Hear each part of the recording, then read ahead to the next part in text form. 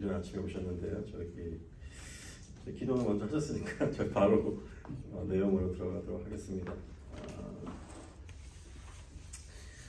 먼저 계속해서 유닛 19 계속 이어지고 있는데요. 네, 다 앞에 보고 계시죠? 이 종이. 네. 계속 이 큰 주제는 빔은 하나님의 어린 양입니다. 하나님의 어린 양이신 예수 그리스도께서 오셔서 하나님의 그 예수 그리스도께서 누구신지, 그리고 무엇을 행하셨는지, 그리고 오늘날 무엇을 계속해서 행하시고 계시는지에 대해서 계속해서 이제 다루고 있는 내용입니다. 첫 번째 이번 주 내용이죠. 네, 이번 주 내용은 구원자를 따르는 사람들입니다. 하나님을 어떻게 따르게 되는지, 하나님이 예수 그리스도께서 어떻게 사람들을 자신을 따르게 하시는지에 대해서 다루고 있는 내용입니다. 요한복음 1장 35절에서 42절을 보면은 예수님께서 사람들을 사회를 지나가시면서 자신을 따르도록 초대하시는 것을 볼 수가 있습니다. 이제 그 내용을 보면은 어떤 자격을 요구하지 않으세요. 너희가 무엇을 행해야 되고 누가 따를 수 있다고 하는 그런 구체적인 어떤 자격에 대한 언급이 없습니다. 모두가 따를 수 있고 예수님께서 부르시는 사람은 특정한 어떤 구분이 되어 있지 않는 것을 볼 수가 있습니다. 하지만 예수님을 따르는 사람들이 예수님을 따르기 시작할 때 예수님에 대한 어떤 설명을 하죠. 누구시다 할 때 각자 조금씩 예수님에 대한 어떤 이해가 다른 것을 볼 수가 있습니다. 그리고 이제 요한복음 1장 43절에서 49절 내용을 보면은 예수님을 따르기 시작한 사람들이 나아가서 이제 사람들을 초대하는 것을 볼 수가 있죠. 그들이 나아가서 예수님을 따르도록 이제 초대하는 예수님의 제자들은 예수님이 누군지를 아는 자들만이 초대를 할 수가 있습니다. 왜냐하면은 예수님 안에서 무엇을 발견했기 때문이죠. 어떤 선한 것을, 좋은 것을 발견했기 때문에 그것을 나누기 위해서 나아가서 초대하는 것을 볼 수가 있습니다. 그리고 예수님께서 이제 나다니엘을 부르실 때 나다니엘이 그렇게 묻기도 하죠. 무슨 나사렛에서인가요? 어떤 선한 것이 있겠냐 이렇게 얘기를 하는데, 그리고 마지못해 따라오는 모습을 보지만은 그의 믿음에 이렇게 어떤 따를 만한 어떤 그런 신앙의 믿음이 없는 것을 보시고 예수님께서 너가 무화과나무 밑에 있을 때 내가 너를 보았다. 이제 그런 것을 이제 말씀을 하실 때 나다니엘이 예수님께서 모든 것을 아시는 분이구나 하는 것을 깨닫고 예수님을 따르기 시작하는 것을 볼 수가 있습니다. 마지막으로 요한복음 1장에서 50장에서 51장 내용을 보면 예수님께서는 모두가 나를 따를 수 있지만은 나다니엘에게 내가 어떤 너의 모든 것을 보는 그런 능력의 어떤 메시아인 것을 보고 따르지만은 더 큰 것을 보게 될 것이다. 기적뿐만이 아니라 그것을 말하는 것을 볼 수가 있습니다. 그리고 말씀하시는 게 하늘이 열리고 하나님의 사자들이 인자 위에 오르락내리락 하는 것을 보리라 하는 말씀을 이제 하시죠.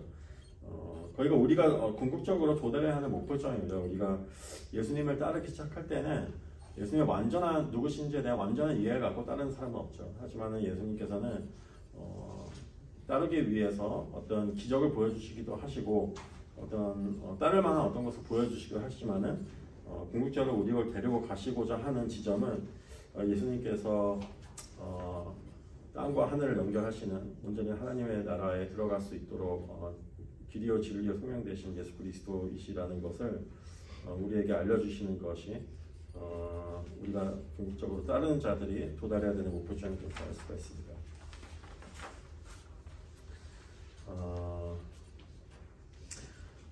네, 오늘 이 주 내용을 보면은 예수님께서 사람들이 자신을 따르도록 찾아오기도 하시고 따르는 자들을 초대하기도 하시고 또 사람들을 보내서 이렇게 따르기도 하는 것을 이렇게 인도하시는 것을 볼 수가 있습니다. 하지만 우리가 모두가 예수를 따르고 있다고 얘기를 하죠. 믿는 사람들은. 근데 예수를 따른다는 것은 그 제자가 된다는 것은 그분이 누군지를 계속해서 알아가는, 배워가는 사람이라는 걸 알 수가 있습니다. 그럼 우리가 이것을 생각해 봤을 때 우리가 예전에 예수 그리스도를 따르기 시작했던 그 때와 그리고 우리가 지금을 비교해 봤을 때 계속해서 예수 그리스도에 대한 우리의 지식이 자라나고 있는지 그것을 우리의 어떤 궁극적인 이제 가장 중요한 어떤 부르심으로 이해를 하고 그것을 우리 삶 가운데서 그리고 또 말씀 가운데서 예수 그리스도 누구인지를 알아가는 제자의 모습으로 따라가고 있는지를 한번 생각해 볼 필요가 있다고 생각합니다. 네. 다음 세션 보시겠습니다. 다음 세션 6는 우리의 희생양 대신 구원자이십니다. 그리고 메인 포인트는 우리의 죄에 대한 마지막 희생양이 되신 예수 그리스도, 우리의 죄를 위해서 희생양이 되신 예수 그리스도에 대해서 설명하고 있습니다. 요한복음 2장 13절에서 22절 내용을 보면은 예수님이 성전에 들어가셔서 성전을 정결케 하시는 내용을 볼 수가 있죠. 그리고 이제 그 성전에 있는 사람들에게 이 성전을 헐라 내가 사흘 동안 일으키리라 하는 말씀을 하시는 것을 우리가 보게 됩니다. 우리 마음이 하나님의 성전이 우리 안에 거하시고 그렇기 때문에 하나님께 예수 그리스도께서 우리의 마음을 정결케 하신다는 그 의미로도 이제 바라볼 수도 있지만은 이때 당시에 비둘기 파는 거를 막 뒤집어 엎으시고 하는 내용을 볼 수가 있죠. 근데 이제 그게 구약에서 율법에서 나와 있는 내용입니다. 그러니까 너무 멀리 살아가지고 이제 동물을 뭐 갖고 올 수 없는 사람들은 돈을 갖고 와가지고 거기서 이제 동물 바꿔가지고 제사를 드려라 하는 내용이 거기에 정해 구약의 율법에 나와 있는 것을 우리가 볼 수가 있죠. 그래서 어떻게 보면은 예수님이 행하셨던 것은 이제 어떤 율법의 한 시대를 이제 마무리가 되었다 하는 내용으로 너희가 율법을 지키는 것으로는 완전하게 될 수 없기 때문에 이거를 정결하기 위해서 내가 왔다 하는 그런 의미로도 우리가 이해를 할 수가 있습니다. 그리고 이제 21절에 예수는 성전된 자기 육체를 가리켜 말씀하신 것이라고 이제 설명을 하고 있습니다. 저자는 예수님께서 자기가 성전이 되신 것은 우리가 성경적으로 이해하는 의미가 있습니다. 거기서 우리가 발견할 부분이 있는데요. 구약에서 예언자를 통해서 하신 말씀이 뭐냐면은 하나님의 나라가 이제 다시 회복될 때가 있는데 거기는 전쟁이 없고 어떤 죄가 없고 우상 숭배가 없고 완전한 정결하게 되는 그런 나라로 표현도 하죠. 그리고 에스겔서에 나타나는 모습도 보면은 하나님의 완전한 성전의 모습이 재건되는 것을 볼 수가 있습니다. 거기는 전쟁이 없고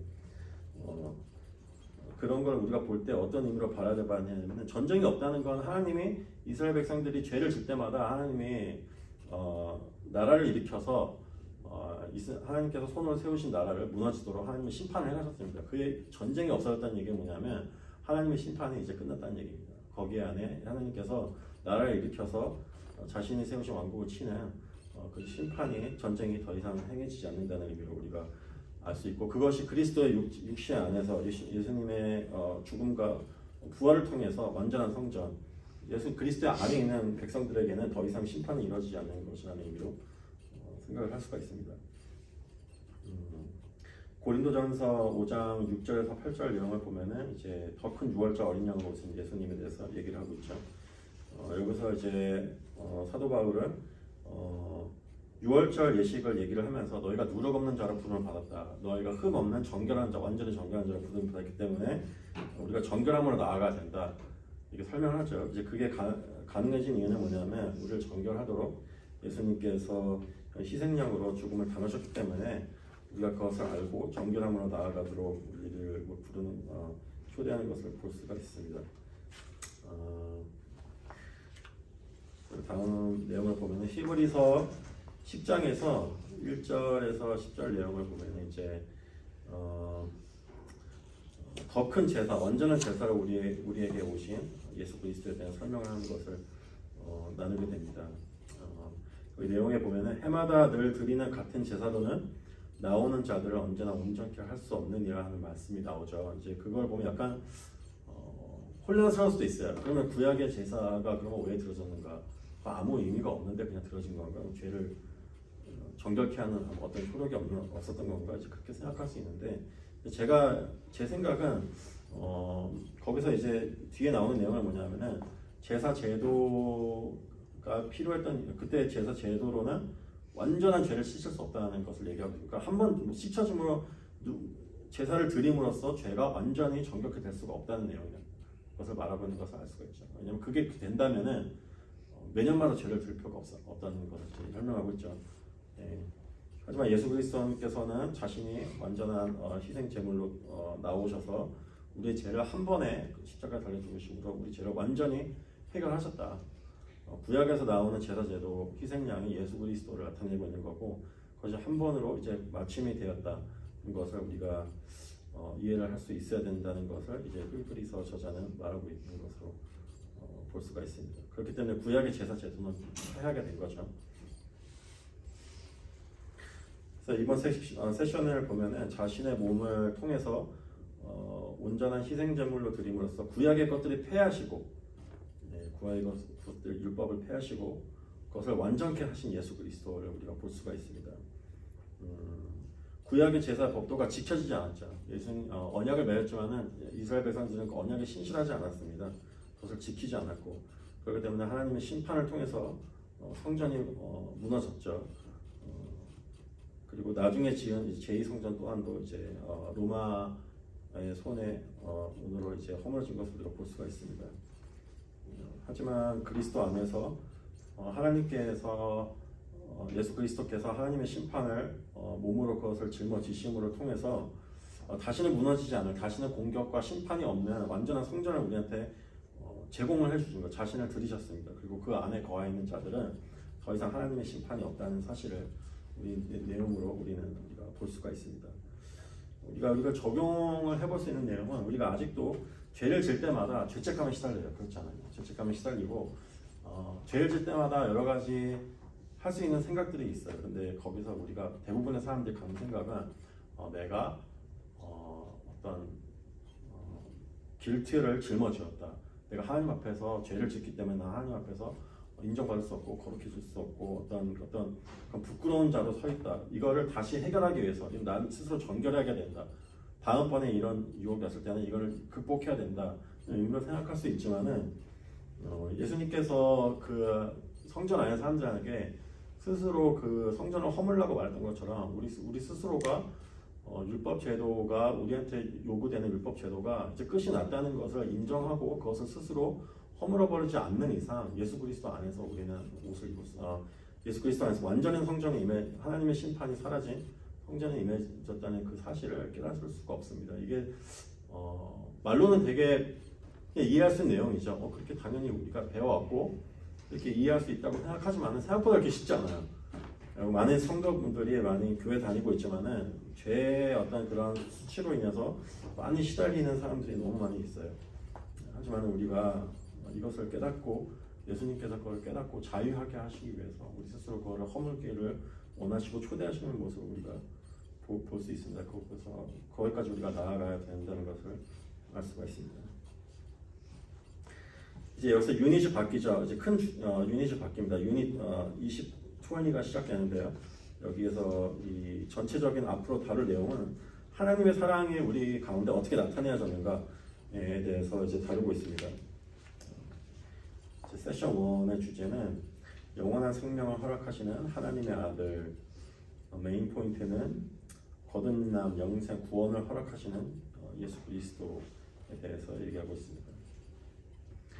요한복음 3장 1절에서 8절 내용에 이제 니고데모가 예수님을 찾아와서 예수 그리스도와 이제 나누는 대화 내용을 우리는 이제 많이 들어서 알고 있습니다. 거듭남에 대해서 다루고 있는 거죠.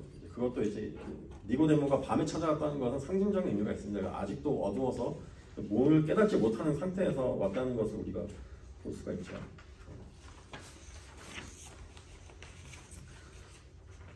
그래서 니고데모는 예수님은 어떤 랍비로 보았습니다. 큰 가르침을 주고 어떤 능력이 있는 사람을 보았는데 예수님께서는 그런 식으로 나를 볼 것이 아니라 더 큰 내가 무엇을 하러 왔는지를 봐야 한다는 것으로 그의 이해를 좀 이제 변화시켜 주시는 것을 우리가 볼 수가 있죠. 예수님께서 또 하시는 말씀은 거듭남에 대해서 말씀하십니다. 사람이 거듭나지 아니하면 하나님의 나라를 볼 수 없다.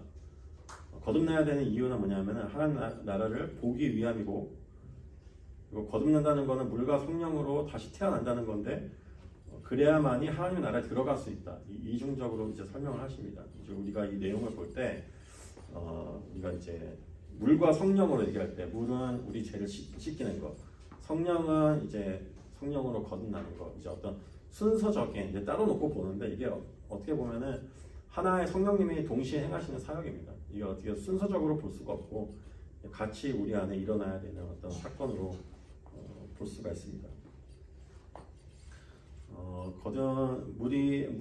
성령님은 우리 안에 역사하실 때 우리의 죄에 대해서 우리를 이제 컨빅트하시죠. 드러나게 하시죠. 우리가 알지 못하는 죄를 드러나게 하십니다. 그때 우리가 회개가 임하게 되고, 그리고 하나님이 무엇을 행하셨는지, 우리를 어떻게 용납하셨는지, 그 하나님의 사랑이 성령님을 통해서 우리 안에 조명이 됩니다. 우리가 그것을 보게 되는 거죠. 우리가 마치 머리로 깨달을 수 없는 어떤 다른 차원으로 하나님의 그 사랑을, 영광을 보게 되는 것입니다. 그래서 그거를 보게 되는 것, 마음으로 보게 되는 것, 그런 사람이 이제 하나님의 나라에 들어갈 수 있다고 말하고 있는 것을 볼 수가 있습니다. 그 요한복음 3장 9절에서 16절 내용을 보면은 이 주제는 예수님을 통해 영생을 얻을 수 있습니다. 이제 거듭남을 우리가 설명할 때 경험으로 많이 설명을 하죠. 근데 이제 거듭남을 어떤 체험적으로만 설명할 수가 없어요. 그렇게 되면은 계속 체험을 하기 위해서 어떤 몸부림을 치겠죠. 하지만 예수님이 여기서 설명하시는 것은 체험적인 것이 있어야 된다. 하지만은 거기에 따르는 어떤 분명한 깨달음이 있어야 된다는 것을 우리가 예수님께서 말씀하시는 것을 볼 수가 있습니다. 예수님께서 모세가 광야에서 뱀을 든 것 같이 인자도 들려야 하리니 이는 그를 믿는 자마다 영생을 얻게 하려 하심이니라.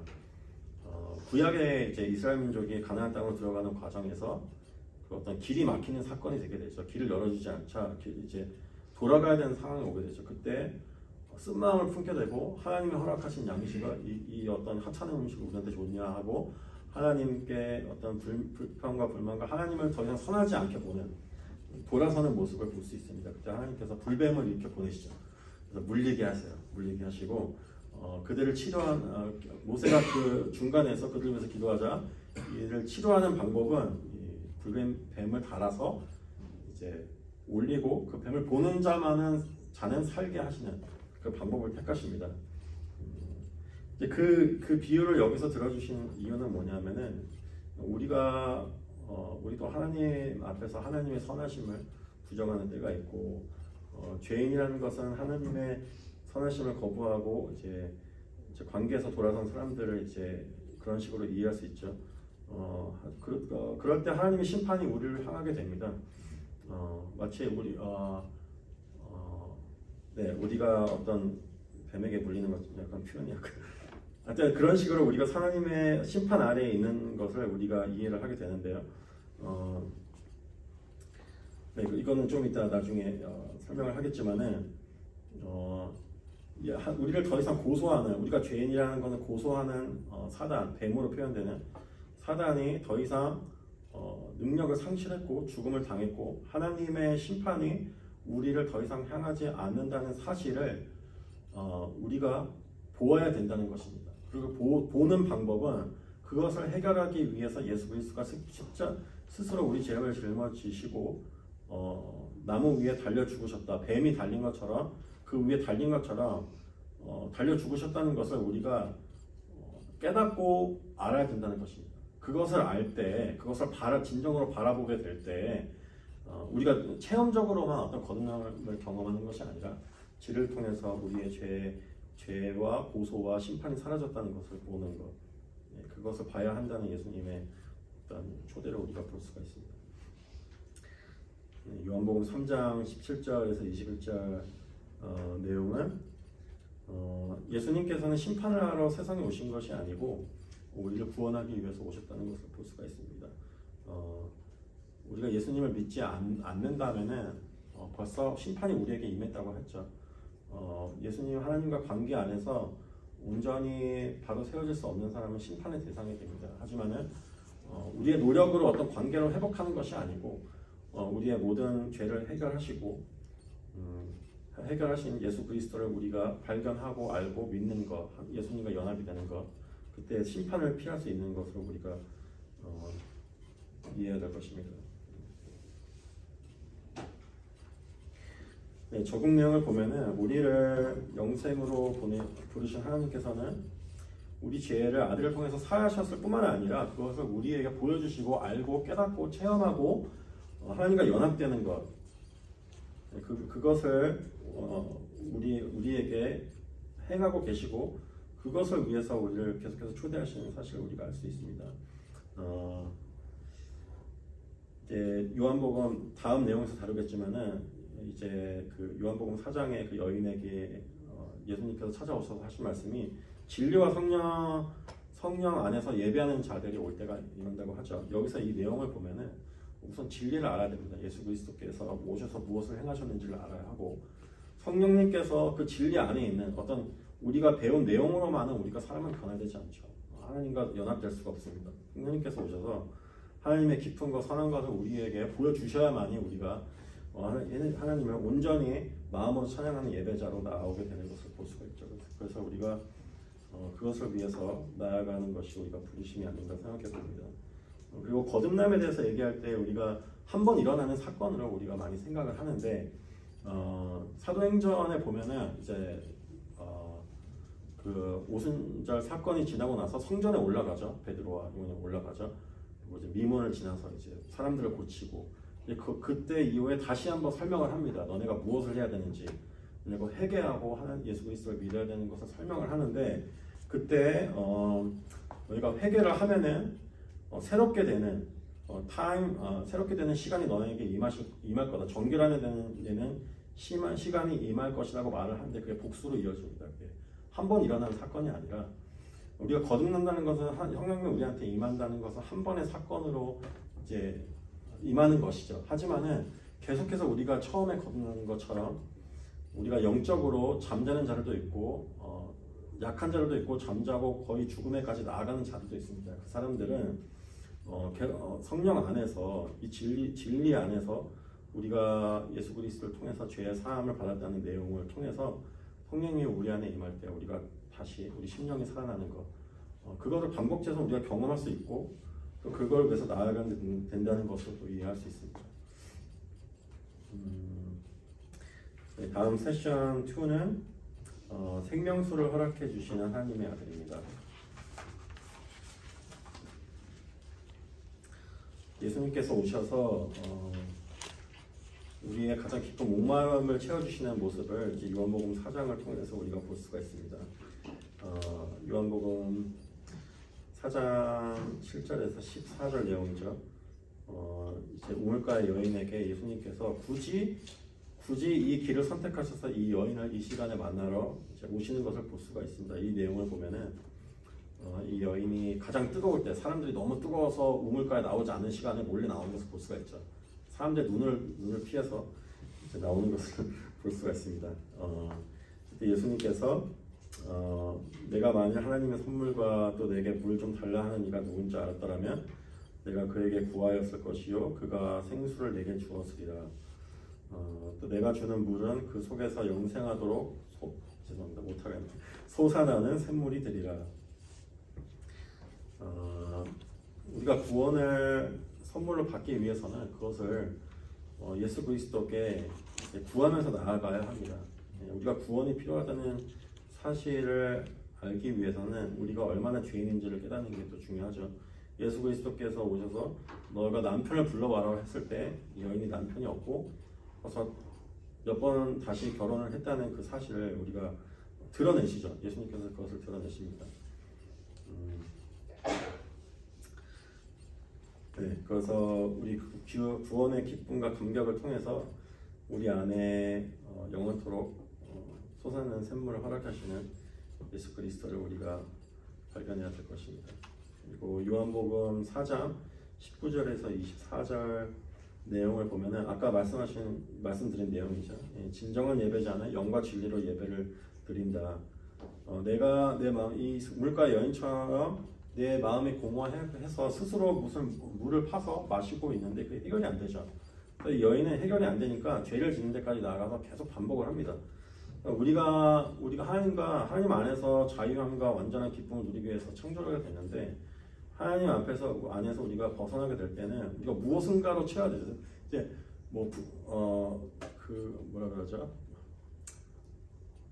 불교죠. 한국말로 부디즘. 불교에서 말한 것처럼 비우는 어떤 그런 걸로 살 수 있는 사람은 없습니다. 그러니까 비우는 게 잠깐은 될 수 있어요. 잠깐은 되는데 완전하게 자유가 할 수 없습니다. 인간은 다시 돌아와서 체험을 받는 대로 나아갈 수밖에 없죠. 비우는 것도 스스로 만족하는 거예요. 그렇죠? 내가 난 비웠구나. 어떤 만족감으로 나아가는 거죠. 우리가 예수님을 떠나서 마음에 공허함이 있을 수밖에 없고 스스로 채우려고 하는데 그것이 헛된 것이고 그것이 멈출 수 없고 죄악 가운데로 우리를 데리고 갈 텐데 그것을 멈추는 방법은 예수 그리스도 안에서 그 영생 우리가 구원받았다는 사실 안에서 기쁨을 누리며 하나님의 사랑을 누리는 데까지 된다는 사실을 예수님께서 아시고 그 물을 영생하는 물을 주시기 위해서 우리에게 찾아오시는 모습을 우리가 알 수가 있습니다.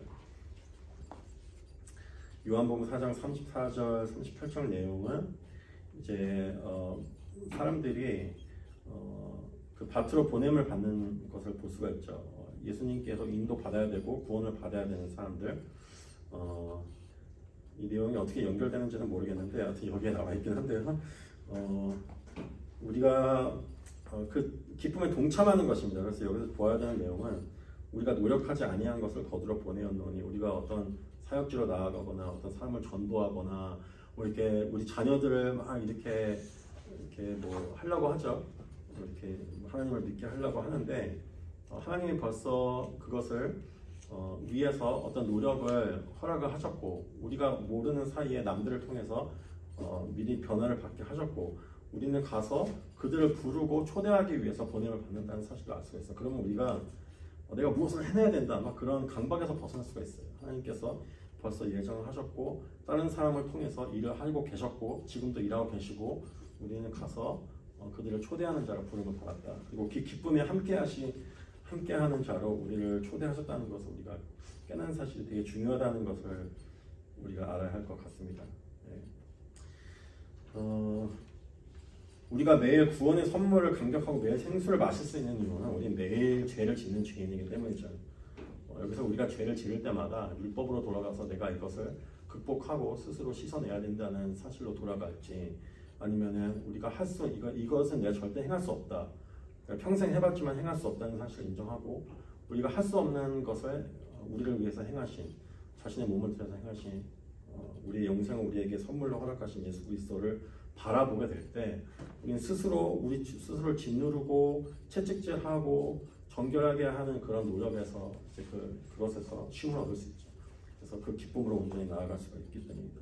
그래서 매일마다 경험할 수 있는 이유는 우리 매일마다 죄를 짓는 죄인이기 때문입니다. 예수 그리스도께서는 우리를 구원하실 뿐만이 아니라 우리의 삶이 어떠한지를 정확히 알고 계십니다. 우리가 하나님을 떠난 자가 어떻게 공허하고 어떻게 기쁨이 없고 어떠한 그런 피폐한 삶을 살고 있는지를 정확히 알고 계시죠. 그래서 그런 완전한 기쁨을 허락하기 위해서 우리를 가장 우리가 이 여인이 사람들의 눈을 피해서 가장 초라한 모습으로 있을 때 광야 같은 데서 있을 때 찾아오신 것처럼 우리가 가장 초라한 모습으로 우리 스스로를 채울 수 없을 때 그때 우리를 찾아오십니다. 그리고 그 생수를 우리에게 제공을 하시죠. 하지만 우리가 말씀하신 것처럼 달라고 요구를 해야 됩니다. 그것은 우리가 어떤 상태에 있고 내가 지금 스스로 채울 수 없는 상태에 있고 어떤 죄인인지를 깨달을 때만이 그 영생을 그 생물을 예수님께 구할 수가 있습니다.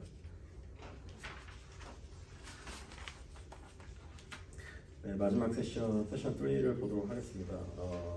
거룩한 사랑을 나타내시는 하나님의 아들. 우리가 하나님의 백성이 된 이유는 하나님만 사랑하기 위해서가 아니라 하나님께서 우리를 사랑하신 것처럼 다른 이들을 사랑하기 위해서 부름받았다는 사실을 이 세션은 가르치고 있습니다. 요한 1서에 사랑에 대한 정의가 나오죠. 사랑은 우리가 하나님을 먼저 사랑한 것이 아니라 그래서 독생자를 세상에 보내심으로 그로 말미암아 우리를 살리려 하심으로 나타내어졌습니다. 예수 그리스도께서 우리를 위해서 오셔서 십자가를 달리신 이유는 죄만 해결하러 오신 것뿐만이 아니라 그것을 통해서 하나님의 사랑을 보여주기 위해서 오셨다는 거죠. 그래서 우리는 그걸 보는 데까지 나아가야 됩니다. 내 죄가 씻겨졌다, 해결됐다 그 사실만을 인정하는 것이 아니라 그것이 어떻게 하나님의 사랑이 그걸 통해서 이루어졌는지를 그걸 깨닫고 보는 데까지 나아가야 합니다. 요한 1서 4장 11절 그리고 고린도전서 13장 1절에서 3장 내용을 보면은 사랑의 가치, 사랑이 왜 중요한지에 대해서 말하고 있습니다. 하나님이 우리를 사랑하신 것처럼 우리 또한 서로 사랑하는 것이 마땅합니다. 왜냐하면 그것을 이루기 위해서 우리 사랑을 보여주신 것이기 때문이죠. 하나님과의 관계 회복 그리고 이웃과의 관계 회복 그것을 이루기 위해서 우리를 초대하신 하나님이시 우리가 하나님하고만 잘 지내기 위해서 우리를 부르신 것은 아닙니다. 그 사실을 우리가 깨달아야 할 것입니다. 그리고 사랑의 중요성에 대해서 얘기하죠. 고린도전서 13장 1절에서 3절에 보면은 이제 되게 충격적인 내용인데 사랑이 없이도 예언할 수 있고 능력을 가질 수 있고 하나님에 대한 지식과 믿음을 가질 수 있다는 것이죠. 하지만 사랑이 없이는 그 모든 것이 다 헛되다는 것을 사도 바울은 말하고 있습니다. 고린도전서 13장 4절에서 7절 내용을 보면은 사랑이 어떻게 표현되고 나타내어지는지에 대해서 얘기를 하고 있습니다. 우리 다 아시는 사랑절인가요? 여기 사랑은 오래 참고 온유하고 시기하지 아니하고 자랑하지 아니하고 교만하지 아니하며 무례 행하지 아니하며 자기의 이유를 구하지 아니하며 이 내용을 우리가 자세히 보면은 포커스가 남들에게 맞춰져 있는 것을 볼 수가 있습니다. 나를 계속 바라보는 것이 아니라 남들을 더 생각하고 사랑하고 더 위하는 것 그것이 진정한 사랑의 표현이라는 것을 우리가 알 수 있습니다. 그게 가능할 수 있는 이유는 이 사랑 자신보다 남을 사랑하여 자신을 드린 하나님께서 그리스도를 통해 우리에게 보여주신 사랑을 통해서 우리가 진정한 사랑을 알 수 있다는 것입니다. 네, 마지막 적용 내용은 하나님께서 우리를 구원하신 목적은 우리를 죽음에서 건지실 뿐만이 아니라 하나님께서 처음부터 계획하셨던 창조의 질서, 창조를 통해서 이루시기 원하셨던 그 모습을 회복하는 것을 볼 수가 있습니다. 그것은 하나님을 사랑하고 이웃을 사랑하는 완전한 사랑의 어떤 사회 공동체를 이루는 모습으로 계획하셨다는 것을 알 수가 있습니다. 진정한 구원은 하나님의 사랑을 알고 하나님과 하나가 되는 것입니다. 구원의 믿음은 구원받는다는 것은 우리가 죄에서 건져서 나만 괜찮게 됐다는 것이 아니라 하나님과 사랑으로 연합이 됐다는 것입니다. 그리고 진정한 믿음은 우리가 아는 믿습니다 하는 그런 믿음이 아니라 사랑으로 역사하는 믿음이라고 바울은 말하고 있습니다. 진정한 믿음 그건 사랑으로 표현될 수밖에 없다는 거죠. 이 사랑으로 표현이 안 된다는 것은 내가 지금 진정한 구원의 믿음을 갖고 있는지를 돌아보게 하는 그 역할이 된다는 것을 우리가 한번 돌아봐야 합니다. 우리가 자주 하나님에 대한 사랑이 식을 때가 있죠. 예배가 되지 않고 찬양이 나오지 않을 때가 있고 섬기고 싶은 마음이 없을 때가 있고 그리고 남들을 정말 비난하고 비판하고 정죄하는데 그들을 사랑하고 품고 그런 마음이 전혀 없을 때가 있어요. 그때 우리 자신의 믿음을 돌아봐야 합니다. 그래서 여기서 고린도전서에서 말한 것처럼 하나님이 어떤 위대한 일을 다 행할 수 있어요. 섬기고 어떤 예언도 행하고 다 행할 수 있는데 내가 그것을 왜 하고 있는지 동기를 한번 돌아볼 필요가 있는 것 같아요. 내가 어떤 자리에 있기 때문에, 내가 사역자이기 때문에, 남들이 나를 보고 있기 때문에 그런 식으로 그런 압박 속에서 행할 수 있고 더 무서운 내용은 그거를 해 나갈 수 있다는 거예요. 가능하다는 거예요. 위대한 일을 행할 수 있다는 거예요. 하지만 사랑이 없이 그것을 행한다는 것은 어떻게 보면은 우리가 그것을 통해서 사람들을 변화시킬 수 없고 사랑을 보여줄 수 없고 또 하나님의 사랑 안에 머물 수 없다는 거죠. 어떤 위험한 상태에 있는지 우리 자신이 어떠한 믿음 가운데 있는지 하나님과 연합된 자로 있는지 자신을 돌아봐야 할 필요가 있을 것 같습니다. 우리가 이런 사랑의 어떤 열매들을 볼 때 나는 이것들이 없어. 나는 인내하고 참고 그런 게 없어. 그래서 그거를 만들기 위해서 쥐어짜낼 때가 있어요. 채찍질하고 난 이걸 해내야 돼. 그렇게 행할 때가 있는데 이거는 드러나는 모습이에요. 어떤 열매죠. 그거를 우리를 만들어내라고 하나님께서 우리를 부르시지 않으셨습니다. 우리가 이것을 없는 사실을 우리가 볼 때는 이것은 우리가 만들기 위해서 노력하는 게 아니라 그렇다면 내가 하나님의 사랑을 진리와 영 안에서 내가 좀 알고 맛보고 있는지, 하나님의 말씀 안에 나아가고 있는지, 제자가 되고 있는지, 계속 배워 나가고 있는지, 또 머리로만 배우는 게 아니라 그 안에서 성령님께서 조명해 주시고 그 사랑을 나타내 주시기 위해서 우리가 기도로 구하고 계속 그 기도 안에 머물고 있는지를 한번 돌아봐야 할 필요가 있을 것 같습니다. 그럴 때 우리가 남들을 사랑할 수 있는 부르심을 받은 자로 나아가서 그들을 초대할 수 있고, 우리가 맛보는 사랑을 보여주고 같이 맛보도록 그들을 동참하도록 부를 수 있는 제자의 모습으로 나아갈 수 있을 것 같습니다. 좀 길었네요 오늘 내용이. 보니까 5줄을 커버하는 내용이라서 좀 길었어요. 그래서 질문이 있으신가요? 길어서 없죠. 네. 그러면은 저희 같이 이 시간에 한 2가지 정도 제목을 갖고 기도하는 시간을 갖도록 하겠습니다.